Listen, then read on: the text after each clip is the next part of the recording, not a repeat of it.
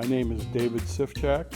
I'm a collector of vintage signs. I collect Petroliana as well as vintage neon and old advertising. The Coronet Theater was a small neighborhood-based theater in Evanston, Illinois, and this sign was on top of the marquee. In 1931, Balbin and Katz had acquired the theater, and they remodeled it, and they changed all the exterior signage on the theater.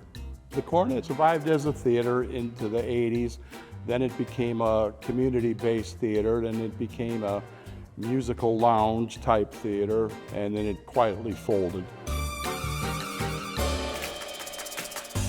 It's 27 feet long by 8 foot high, and it's highly collectible to theater historians and people involved in theater.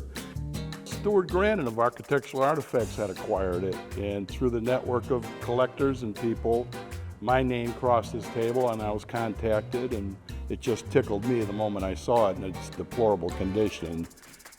Part of me told me, I gotta have it, and another part had told me, what are you, nuts? After I acquired the sign, it was transported here to the Uptown Theater, where I'm the caretaker, and I have a small little shop where I have the space to work on a project like that. And we went to work on it. The initial work was to strip it down to the bare metal. It's made out of galvanized metal.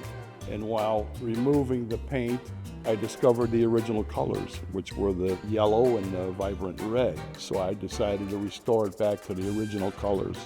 The cabinetry of this round corner on the sign was completely rusted out, so I had to have those pieces fabricated at a metal shop. Surprisingly, the electrical was still in pretty good shape. Looks like spaghetti back there, all the wiring, but once we split the circuits apart, we were delighted to see it start chasing. So it looks like there's movement within the sign. Also, there was the neon script over the Balbin Katz as the neon inside the frame. That would have been a budget buster at the time, so as soon as my wallet gets a little faster, we'll approach the neon. The next project that rolled through the door was the clock that formerly hung on the Goldblatt's building across the street. And it stood there many, many years at Racine and Broadway. It's 8 feet in height, and that was made out of green porcelain. That was a better quality sign.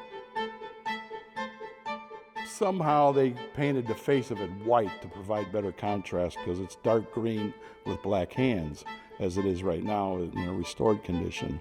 People approached the developer when a Borders bookstore was going in there and asked if they could have the clock, and they agreed. However, they were kind of amateurish in how they removed it from the building because it got dropped and a corner of it was smashed in and the movement got destroyed. So the movement had to be sent to Springfield, Missouri to be rebuilt.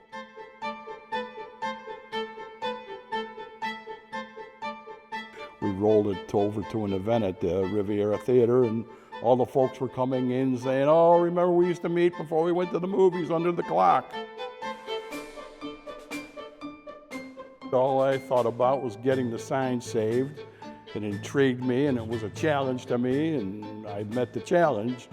So anything's open for its future.